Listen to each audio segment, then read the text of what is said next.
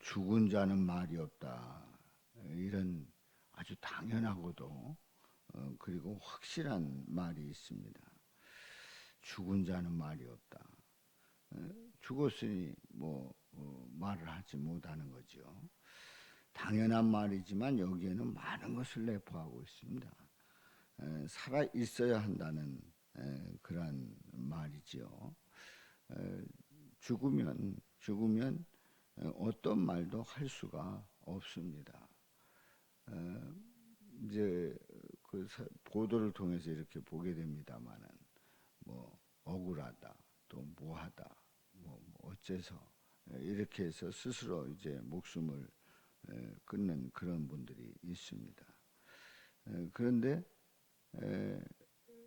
그렇게 되면 이제 더 이상 할 말이 없는 거죠. 자, 그렇다고 하면 믿음의 대상도 살아있는가? 우리가 믿는 그 대상이 살아있는가라고 하는 그 질문을 던져 봅니다. 왜냐하면 우리가 믿음을 눈으로 보이는 그 대상을 대상으로 삼지 않습니다. 눈으로 보이지 않는 대상을 대상으로 삼습니다. 그러니까 우리는 그 믿음이라고 하는 어떤 추상적인 그 개념 속에서 우리가 믿는다는 말을 한단 말이죠. 그러면 그 믿는 것이 추상이기 때문에 마음대로 생각하는 대로 결정을 내릴 수 있는 거예요. 그러니까 본인이 어떻게 생각하느냐에 따라서 그 믿음이라고 하는 정의가 달라질 수가 있는 겁니다. 그 믿음의 대상이 살아 있습니까? 물론입니다. 살아 있어야 합니다. 만약에 죽은 그런 대상이 우리의 신적 존재라고 하면 우리는 그야말로 웃기는 일이죠. 아무것도 아닌 거예요. 아니, 죽은 하나님에 대해서, 죽은 그 신에 대해서 우리가 믿음 생활을 한다. 그리고 우리가 그분에게 기도를 한다. 정말 우스운 일입니다. 믿음의 대상이 죽어 있는 존재라고 하면 아무 힘도 없고 그리고 영향력도 없다는 사실이죠. 그런데 오늘 이 본문 말씀에서 시편 115편에서 우리의 믿음의 대상인 우리 하나님은 어떤 분이신가? 그 하나님에 대해서 우리는 어떻게 해야 되는가를 우리가 함께 은혜를 나누고자 합니다. 우리는 죽은 자는 말이 없다. 분명히 말하고 있습니다만은 살아계신 우리 하나님은 어떤 하나님이신가? 1절에 보면 여호와여 영광을 우리에게 돌리지 마옵소서. 우리에게 돌리지 마옵소서. 오직 주는 인자하시고 진실하심으로 주의 이름에만 영광을 돌리소서. 이 시편 저자의 이 고백 속에는 아주 분명하게 하나님께 영광을 돌리고 있습니다. 여호와여 살아계신 우리 하나님 그 영광을 우리에게 돌리지 마옵소서. 피조물인 우리에게 그리고 우리는 마땅히 하나님을 찬양하고 하나님께 영광을 돌려야 되는데 그 영광을 우리에게 돌리지 마옵소서. 말씀에 보면은 우리에게 돌리지 마옵소서 또 한 번 기록이 되어 있어요. 우리에게 돌리지 마옵소서. 제가 말씀을 준비하면서 우리에게 돌리지 마옵소서. 우리에게 돌리지 마옵소서. 그리고 나중에 다시 봤는데 내가 착각하고 또다시 썼나? 하고 갑자기 혼돈이 되는 거예요. 내가 우리에게 돌리지 마옵소서 하고 또 내가 반복해서 더 썼나? 그런 때도 가끔 있거든요. 말씀 확인하니까 다시 한번 강조를 한 거죠. 우리에게 돌리지 마옵소서. 그렇습니다. 그 어떤 영광도 우리는 영광을 우리가 받을 자격이 없습니다. 그 영광은 살아계신 하나님 그리고 우리를 지으시고 또 우리를 하나님의 자녀 삼아 주시고 예수님을 통해서 우리를 구원해 주신 그 하나님께만 영광을 돌려야 될 줄로 믿습니다. 우리가 믿음 생활하다 보면은 가끔 그 영광을 도적하고 싶을 때가 있어요. 내가 영광을 가로채고 싶을 때가 있어요.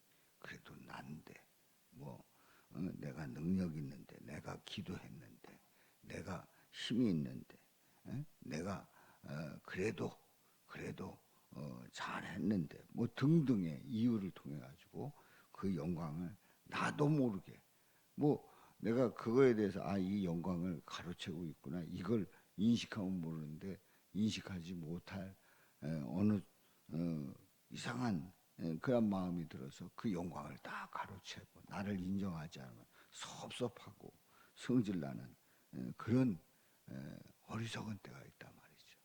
영광은 하나님께만 돌려야 될 줄로 믿습니다.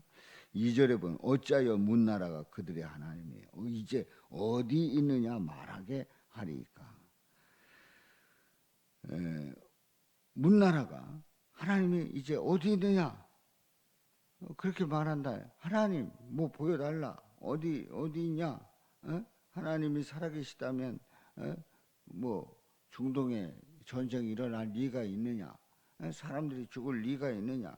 인질이 잡혀갈 리가 있느냐? 이런 질문을 던지면서 하나님이 이제 어디 있느냐? 그렇게 말한다는 거죠. 하나님의 존재를 무시한다는 거예요. 그런데 우리 하나님은 그렇게 질문하는 그들의 머릿속에 한정되어 있는, 그래서 무기력한, 또 아무것도 모르는, 그리고 앞뒤도 모르는, 선과 악을 모르는 그런 하나님이 아니십니다. 3절에 보면 오직 우리 하나님은 하늘에 계셔서 원하시는 모든 것을 행하셨나이다. 우리 하나님은 하늘에 계셔서 원하시는 모든 것을 행하셨나이다. 전능하신 살아계신 하나님이시기 때문에 가능하다는 거예요. 그렇습니다. 오늘 이 1절부터 3절에 있는 말씀, 우리 하나님은 살아계신 하나님, 그래서 우리의 영광은 하나님께만 돌려야 될 줄로 믿습니다. 그 뒤로 이어지는 이제 말씀을 건너뛰어서 보았습니다만 4절부터 16절에 보면은 이 무능한 우상에 대해서, 그러나 주를 의지하는 자가 어떤 복이 있는지에 대해서 4절부터 16절 말씀에 이제 기록되어 있어요. 그 말씀을 뛰어넘고 이제 17절, 18절을 보게 되는데요. 14절부터 16절에 있는 이 말씀은 오늘 밤에 함께 은혜를 나눕니다. 17절 말씀에 보면 죽은 자들과 살아있는 자들, 생명 있는 자들, 하나님을 믿는 자들은 어떤 차이가 있는가 하는 것을 이제 분명하게 말씀하고 있습니다. 우리는 하나님께 영광을 돌려야 된다. 하나님께만 영광을 돌려야 한다는 이 말씀을 우리가 보았지 않습니까? 그런데 17절에 보면 죽은 자들은 여호와를 찬양하지 못하나니 적막한 데로 내려가는 자들은 아무도 찬양하지 못하리로다. 죽은 자나 또 적막한 데로 내려가는 자 다 같은 말이죠. 찬양하지 못합니다. 또 하나님께 영광을 돌리지 못해요. 찬양하지 못하는 자들의 그 한계를 보게 됩니다. 그렇습니다. 죽은 자가 어떤 자를 말합니까? 바로 죽은 자는 하나님을 믿지 않는 자예요. 죽은 자는 하나님이 보내신 독생자 예수 그리스도께서 우리 죄를 위해서 기꺼이 고난 받으시고 피 흘려 죽으신 그 예수님을 거부하는 자예요. 그래서 그 예수님을 고백하지 못하고 그 예수님을 영접하지 못한 그러한 자들은 죽은 자들의 적막한 데로 내려가는 자들이에요. 하나님을 찬양할 수가 없어요. 찬양할 이유도 없죠. 왜 찬양을 합니까? 뭐 때문에 찬양하는 거예요? 찬양할 수가 없는 거예요. 바로 생명이 들어올 때에, 그래서 18절에 보면은 우리는 이제부터 영원까지 여호와를 송축하리로다. 할렐루야. 무슨 얘기입니까? 바로 예수님을 영접한, 하나님의 자녀들은 이제부터 영원까지 여호와를 송축하는, 이제부터 영원까지 하나님을 높여드리는 그러한 고백이 저절로 나오지요. 할렐루야. 호흡이 있는 자마다 우리 하나님을 찬양하는 거예요. 바로 그런 은혜가 저 여러분들에게 넘치시기를 주님의 이름으로 축원합니다. 하나님께 영광을 돌려야 되는 그 이유가 분명합니다. 하나님은 살아계셔서 역사하시기 때문이죠. 또 두 번째로 원하시는 것을 다 행하시는 분이기 때문에 그래요. 그리고 우리 하나님은 산자의 하나님, 산자의 하나님. 예수님을 믿고 예수님을 구주로 영접해서 하나님의 자녀가 된 산자의 하나님이다. 그렇습니다. 그러므로 우리는 생명이 있기 때문에 찬양할 수 있고 하나님께 모든 영광을 돌리는 줄로 믿습니다. 오늘도 살아계신 하나님을 내가 예수님을 영접한 이 하나님의 자녀된 우리가 찬양하며 그 모든 영광을 하나님께 돌릴 수 있기를 주님의 이름으로 축원합니다.